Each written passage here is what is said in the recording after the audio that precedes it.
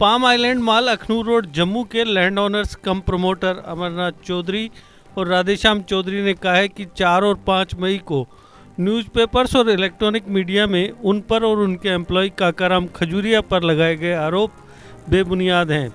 उनके एडवोकेट के निर्मल कोतवाल ने इस बारे में पूरी जानकारी देते हुए बताया। मैं चौधरी अमरनाथ जी का एडवोकेट हूँ और कोर्ट में इनके केसेस वगैरह भी मैं कर रहा हूँ।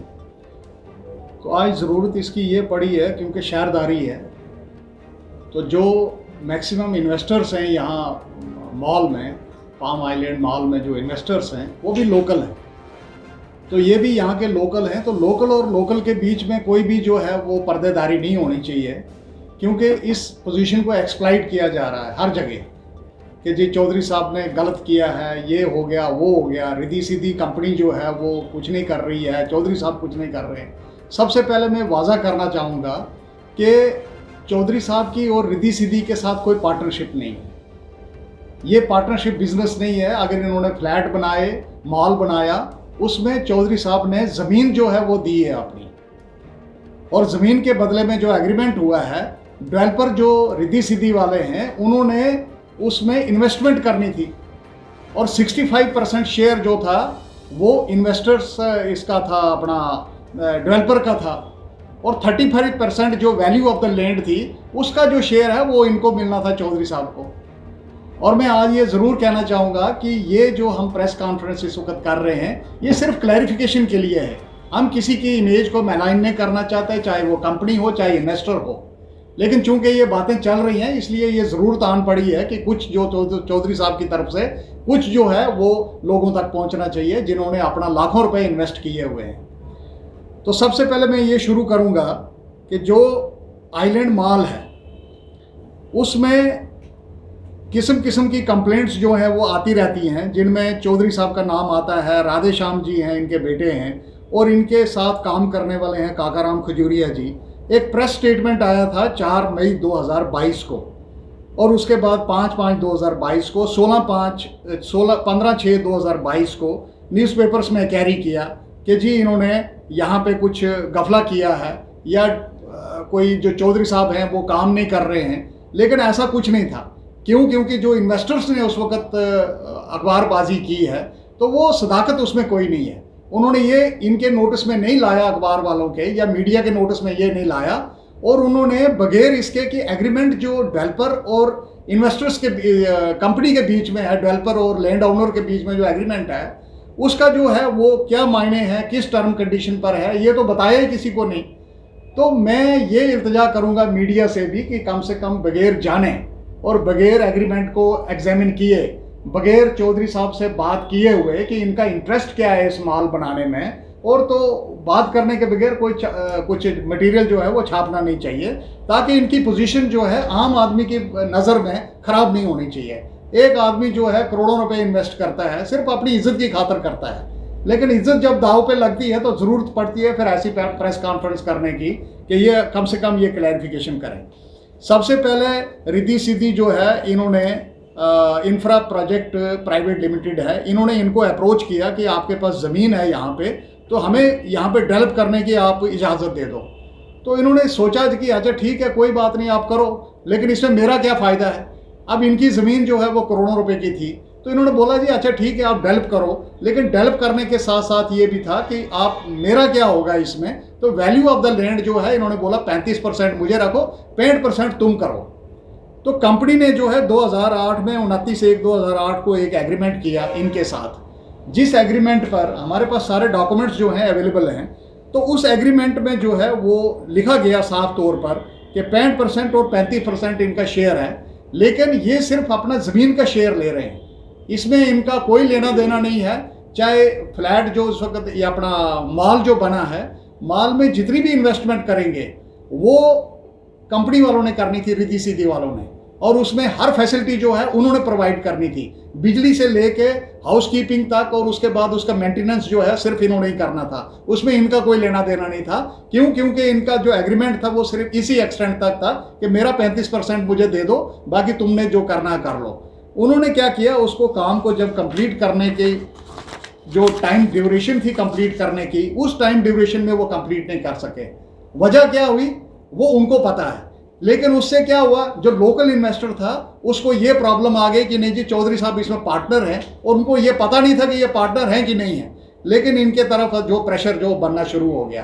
अब बहरहाल 2018 में जब माल जो है वो बन गया तो उसको उन्होंने शुरू किया, हमारे पास इस वक्त पैसे नहीं है, हमारी कंपनी जो है ईडी में फंसी हुई है, तो हमारे पास पैसा कोई नहीं है। इन्होंने वो भी पैसा उनको लोन पे दिया, अल्टीमेटली उस पैसे से भी इनको हाथ धोने पड़े। उसके बाद कोविड के पीरियड में 4 महीने तक माल जो है वो बंद रहा, और बिल जो है इलेक्ट्रिसिटी बिल इसके कि वो क्लियर किया था 40 लाख रुपए, फिर ऊपर चढ़ गए। तो 40 लाख चढ़ने के बाद इन्होंने फिर पेमेंट की। बहरहाल वो बड़ी लंबी लिस्ट है जो पेमेंटें की है, सब कुछ है, रिकॉर्ड इनके पास पूरा अवेलेबल है, वो पेमेंटें की। तो डीएसपी जो उस वक्त क्राइम ब्रांच में थे उन्होंने सारी पार्टीज को बुला के एक एग्रीमेंट करवाया। उस एग्रीमेंट में बिल्कुल साफ साफ लिखा हुआ था कि पेमेंट जो बिजली की है वो क्लियर करेंगे, और जो डिफेक्ट है, माइनर डिफेक्ट्स जो हैं मॉल में, वो ये क्लियर करेंगे चौधरी साहब, और जो मेजर डिफेक्ट्स हैं जो मॉल के अंदर हैं वो करेंगे। चौधरी साहब ने अपने माइनर डिफेक्ट्स जो हैं वो क्लियर किए, 70 से 80% तक उन्होंने क्लियर कर दी है, लेकिन कंपनी वाले जो है वो आते नहीं है। इसके अलावा कंपनी वालों ने क्या किया कि अपनी लाइबिलिटी को निकलने के लिए, चूंकि बाहर के लोग हैं, उन्होंने निकलने के लिए एक बड़ा आसान तरीका देखा, उन्होंने कोर्ट में एक आर्बिट्रेशन डाल दी कि ठीक है जी आर्बिट्रेटर अपॉइंट करो, जो भी डिफरेंसेस हमारे हैं वो डिफरेंसेस जो ऐसे ही सॉर्ट आउट करेंगे। हमने भी कहा कि ठीक है जी आप कोर्ट में जाओ, कोर्ट में क्लैरिफाई करवाओ किसने किसका पैसा देना है, तो कोर्ट में क्लैरिफाई हो जाएगा। तो कोर्ट में जब पहुंचे तो कोर्ट में आर्बिट्रेटर अपॉइंट हो गया, हमने तब भी ऑब्जेक्ट नहीं किया। हम कहते हैं जो फैसला आर्बिट्रेटर करेगा हमें वो फैसला जो है बिल्कुल मंजूर रहेगा। इसके अलावा उन्होंने कहा नहीं जी आप सेल डीडें नहीं करते हैं।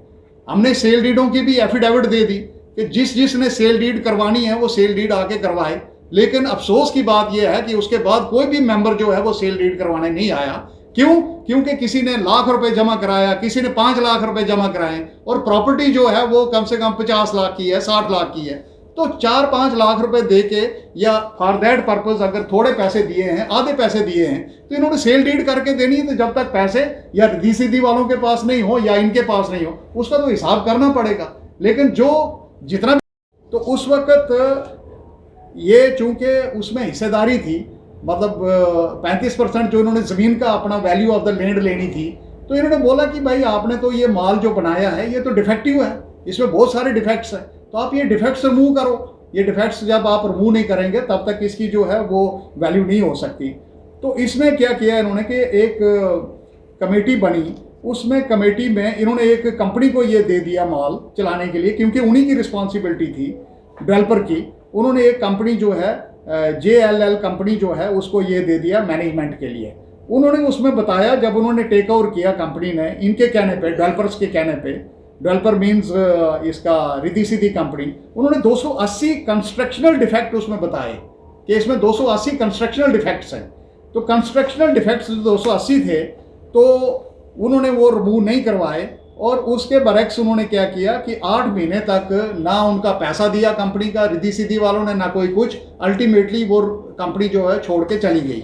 लोगों में फिर हाहाकार मच गई, और हाहाकार मचने के बाद 2019 में, चूंकि ये लोकल थे यहाँ के, इन्होंने सोचा कि एक बड़े शौक से चीज़ बनवाई गई थी यहाँ, तो वो नहीं चलेगी तो उससे बदनामी होती है। वो तो कंपनी वाले बाहर के लोग हैं, इन्वेस्टर जो है लोकल है।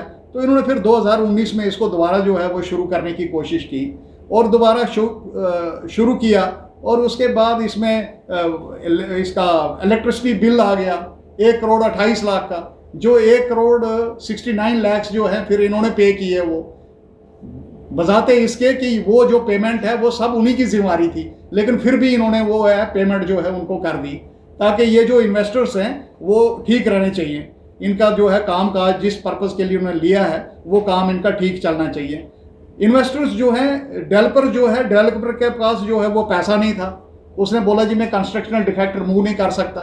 फिर उन्होंने क्या किया, एक क्राइम ब्रांच में एक एप्लीकेशन दे दी, और क्राइम ब्रांच में जाके वहाँ पे इनका आपस में एक एग्रीमेंट हुआ, जिसमें इन्वेस्टर भी आया, कंपनी वाले भी आए, और ये चौधरी साहब ये भी वहाँ पार्टिसिपेट किए। सबका एक जो है एग्रीमेंट साइन हुआ आपस में। उसमें ये कहा कि बिजली का सारी आउटस्टैंडिंग जो है वो क्लियर करेंगे अपना कंपनी वाले, रिद्धि सिद्धि वाले, जितनी बिल की आउटस्टैंडिंग है, इलेक्ट्रिसिटी बिल, और जो इसमें कैंप चार्जेस हैं, वो कैंप चार्जेस भी जो हैं वो उसी परसेंटेज के हिसाब से आगे जो है वो डिवाइड करेंगे। तो बहरहाल इसमें आगे जो है सिलसिला चलता रहा, लेकिन जब उन्होंने देखा कि उनके पास पैसा अवेलेबल नहीं है, उन्होंने चौधरी साहब से, कंपनी वालों ने 50 लाख रुपए जो है वो लोन ले लिया। अपने करियर की चिंता आप छोड़े करियर मेकअप पर, क्योंकि करियर मेकअप आपको दे रहा है बेहतरीन स्टाफ की टीचिंग के साथ सरकारी नौकरी में 100% सिलेक्शन की गारंटी। करियर मेकअप इंस्टीट्यूट में आपको जेकेपी बॉर्डर बटालियन, VLW, नायब तहसीलदार, junior assistant, combined JK SSB courses करवाए जाते हैं। इसके साथ ही evening classes 9th, 10th, 11th, 12th, medical, non medical, CBSE और J&K बोर्ड, ये सारी सुविधाएं यहाँ उपलब्ध हैं। कोचिंग में BPL स्टूडेंट्स को दी जाएगी 50% की छूट। फ्री ट्रायल के लिए संपर्क करें करियर मेकअप कॉमर्स कॉलेज के सामने, canal road, Jammu. Contact number 8899598776 9682554546। JK update रहे हमारे साथ। अगर आप ये वीडियो YouTube पर देख रहे हैं तो हमारे YouTube चैनल को सब्सक्राइब करें और बेल आइकन को क्लिक करें। अगर आप ये वीडियो Facebook पर देख रहे हैं तो हमारा Facebook पेज लाइक जरूर करें। For advertisement, please contact 705-109-1811.